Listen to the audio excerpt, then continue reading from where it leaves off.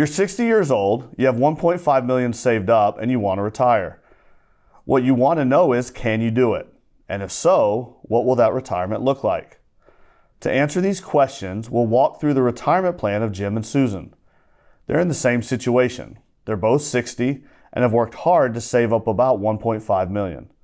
We'll take a look at their asset mix, their retirement goals, their chances of success, and any adjustments we can make to further improve their odds of living retirement the way they want to. Hi, I'm Josh Palmer, Director of Financial Planning with the Noble Group. I'm a certified financial planner and have spent more than 20 years in the financial industry. The first thing I want to look at is the composition of that $1.5 million. When we're starting the planning process, we divide assets into two categories, taxable and tax deferred. This will help us understand what taxes Jim and Susan may owe when they start withdrawing funds in retirement. Taxable assets are investments you made with after-tax dollars. Or in other words, the money had already been taxed at the time you invested it. Since you already paid taxes on that money once, you won't be taxed on it again. So withdrawals of these assets in retirement are tax-free. Tax-deferred assets then means that you made an investment with pre-tax dollars and you didn't pay taxes on that money at the time you invested. Instead, you chose to defer the taxation of those assets to a later date. In this case, when you're withdrawing them in retirement. In Jim and Susan's case, they've got about $342,000 in taxable investments. These are located in a joint survivorship account.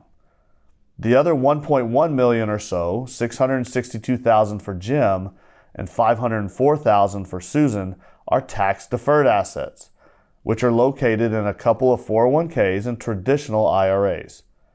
So this means that when we start withdrawing these funds, we'll need to allocate for the taxes Jim and Susan will pay on them. To get a more detailed look at what we're withdrawing that money for, let's take a look at their retirement goals. They've got their needs, living expenses and healthcare, and their wants, in Jim and Susan's case, additional money for travel. So Jim and Susan tell me they want to budget about $78,000 a year to continue their current lifestyle. This averages out to about $6,500 a month. Now you may be thinking, well, Josh, $78,000 in 2024 isn't going to be worth the same in 2034, 2044, or 2054. How do we account for that in the plan? Well, we have $78,000 listed here for this first year, but what will actually happen as they move through retirement is we'll increase this number to offset inflation. Year over year, that percentage increase will vary, depending on how the economy is doing, but over the 30 years or so that they'll be enjoying retirement, it'll probably average out to around 2.5%. So we'll put the $78,000 down now, but just keep in mind that this number and all the other numbers we're budgeting with can always change when we sit down and review the plan in coming years. Now let's take a look at healthcare. It's great that Jim and Susan want to retire at 60, but a huge factor they'll have to consider is the added expenses that come with retiring before they're eligible for Medicare. Since they're planning on retiring at 60, that means they'll have a 5-year gap before Medicare kicks in at 65 that they'll need to pay for their own health insurance.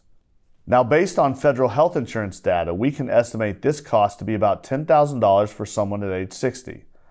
So for each of the first 5 years of retirement, we'll budget about $20,000 between the both of them for private insurance. If we look at our healthcare chart, we can see that this is a lot more expensive than Medicare. Their annual total for those first 5 years is more than double what they'll be paying at age 65. Now, is this reason enough to delay retirement? For some couples, it may be worth the wait. Even though you slim down retirement by 5 years, you might get to spend more during that shorter retirement. And some clients don't mind working a little longer so they can hold on to their employer health insurance. In Jim and Susan's case, though, they are adamant about being done working. They don't mind the added cost of healthcare for those first 5 years. To them, it's worth it. So we'll build it into the plan. I mentioned earlier that we had some money budgeted for travel, and this is very important to both of them in retirement. They've lived in Dallas their entire lives, but they love traveling the world, and it's something they want to continue to do throughout the first half of their retirement. Another exciting thing in their life right now is the arrival of new grandbaby. so they want to be able to make regular trips up to Seattle to see them. For these goals, we've decided to allocate an additional $36,000 a year or $3,000 a month. The final thing I want to touch on here before moving on is how we calculate life expectancy. You may be looking at this page and thinking, Josh, how do you know how long their retirement will be? Well, I don't know exactly, but we can make an educated guess. Right now in the US, the average life expectancy is 87 for men and 89 for women. Now, what I like to do with my clients is add a couple more years on top of that estimate to give us an even bigger cushion. So here, our plan is laid out for both of them to live until 90, and then we allocate an additional 2 years of expenses for Susan. Now, I want to remind you that this plan is very fluid and flexible. Even if they live a lot longer than we originally thought they would, we'll be updating this plan continually to ensure that they can still live comfortably without running out of money. All right, so now that we have the basics of their spending down, let's test this plan and analyze their chances for success. What I'm going to do is run 1,000 trials. Each trial represents a random market scenario that could potentially occur over their retirement years. So why do we have to do this? Well, no one knows for sure exactly what the market is going to do down the road. We can make guesses and estimations based on previous market performance, but when it comes down to it, we just don't know exactly where the market will be at a particular point in time. So to determine if Jim and Susan's plan will be successful in a wide variety of potential market situations, we run these 1,000 trials.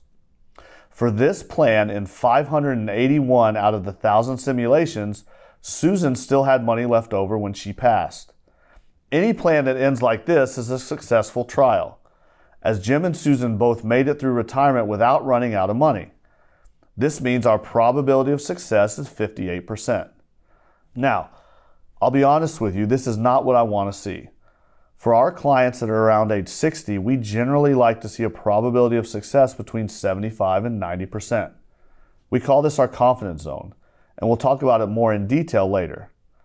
Our next step is to make adjustments to the plan and try to increase their probability of success to something that we're all happy with.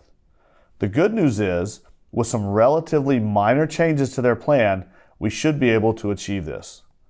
There's 3 main areas of the plan that we can make adjustments to. 1, the allocation of their $1.5 million in investments. 2, their Social Security strategy. Or 3, their monthly spending. So first, let's look at their investment allocation, as this would be the easiest adjustment for us to make. What we can do is make some changes to their risk tolerance to try and increase their odds of success. We currently have their risk set at a capital preservation level, which is pretty common for retirees. In most cases, as clients age or get closer to retirement, we dial down the risk. So for a retiree, we would focus on capital preservation. For a client in their late 40s, we'd probably aim for a balanced with growth approach. And for a person in their mid-20s, we would look at something in the growth or aggressive growth spectrum. It's mostly about time. The more time you may have until you need the money, the more aggressive we can be. Time is your ally, because if the market corrects, you'll have lots of time to recover and continue on the path. However, in Jim and Susan's case, we don't have a whole lot of time. We're starting retirement now.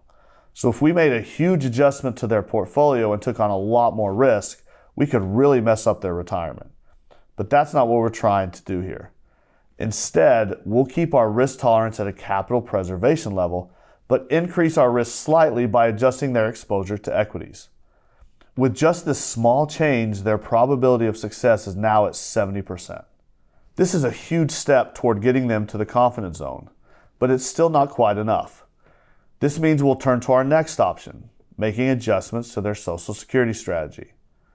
When I ran the initial analysis, Jim and Susan were thinking about taking Social Security as early as possible at age 62. However, look what happens when they delay until they reach their full retirement age. We're now up to 89%. Now you might think that that goes against logic, and I totally understand that. Most people think that it makes sense to save their investments and take the Social Security paycheck as soon as they can. I like to show this analysis though because we can really pinpoint the differences between starting Social Security at varying times. In Jim and Susan's case, waiting those 5 years nets them an additional $13,000 each in that first year.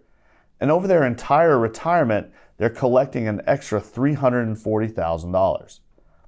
Now, this doesn't mean that delaying until full retirement age or even delaying past full retirement age is the best decision for everyone. With Social Security, there's a lot of individual factors that play a role in determining the best withdrawal strategy. Cash flow needs, potential taxes on investments like we discussed earlier, and life expectancies could all affect this decision. For Jim and Susan, though, delaying until full retirement age is a viable option. And since we've made it into the confidence zone, we no longer have to look at reducing their monthly spending. So let's take a closer look at this new and improved plan we've created with our risk tolerance adjustment and Social Security change. Here, we can get a pretty clear picture of our updated 1,000 trials. The median trial results in them having about $1.3 million in end-of-life dollars. I like to focus on that median trial for couples around 60. As they get older, the range of potential end-of-plan dollars will shrink, and we'll start to focus more on the 25th and 75th percentiles as guardrails for where we'll end up. Right now, there's a huge difference between the 25th and 75th percentiles because we have to estimate 30 future years of the stock market. As Jim and Susan continue through retirement, those ranges will get closer and closer together, and we'll be able to make more refined estimations as to how much money they'll actually have left. Here we have our allocation matrix, so we can see the impact of different risk appetites. With those changes we made to our portfolio, we're now looking at that capital preservation 2 category. That gets us that 89% probability of success. Now, a few things might stand out to you here. First, the slightly more conservative capital preservation portfolio bumps our chances up to 91%, which puts us above our confidence zone. Is this a bad thing? Well, let's touch on this. For Jim and Susan right now, their confidence zone is between 75 and 90%. Now, it would seem like common sense that our confidence zone should go all the way up to 100%. So why does it not? In financial planning, it's possible to take too much risk, but it's also possible to not take enough risk. If we want 100% confidence for Jim and Susan right now at age 60, what will most likely happen is that they'll end retirement with a whole lot of money that they've never spent. Now, their beneficiaries may love the extra inheritance, but it means that Jim and Susan didn't get to spend their hard-earned money and live their retirement the way they deserve to. The confidence zone is not static. It changes based on age. The younger Jim and Susan are, the wider their zone. The older they are, the narrower their zone, and the higher it gets. If I was working on a plan with someone in their 40s, their confidence zone would be probably between 60 and 90%. By the time Jim and Susan are around 85, their confidence zone will probably be between 90 and 100%. The next thing you might notice in this diagram is that all of our potential portfolios fit within the confidence zone. So why don't we take a more aggressive approach to try for more returns? There are a couple of thoughts to that. For a more aggressive portfolio, can you stomach a potential drop of 20 to 25% in a single year? And if the sequence of those losses are at the beginning of your retirement, it will be harder to recover. For example, let's say the economy takes a downturn throughout the first several years of their retirement. With a more aggressive portfolio, we're going to lose more in those years than if we had a more conservative approach.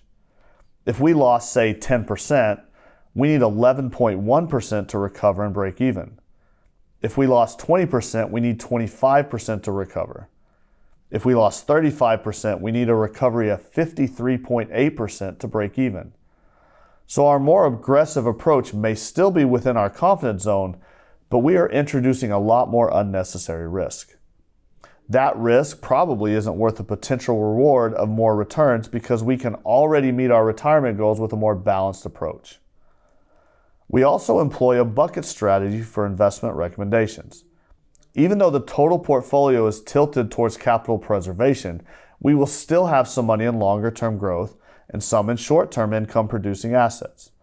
So Jim and Susan will have exposure to multiple risk-based portfolios with multiple time horizons, all with a total picture of a capital preservation model. So walking through this plan, I'm very happy with where Jim and Susan are at.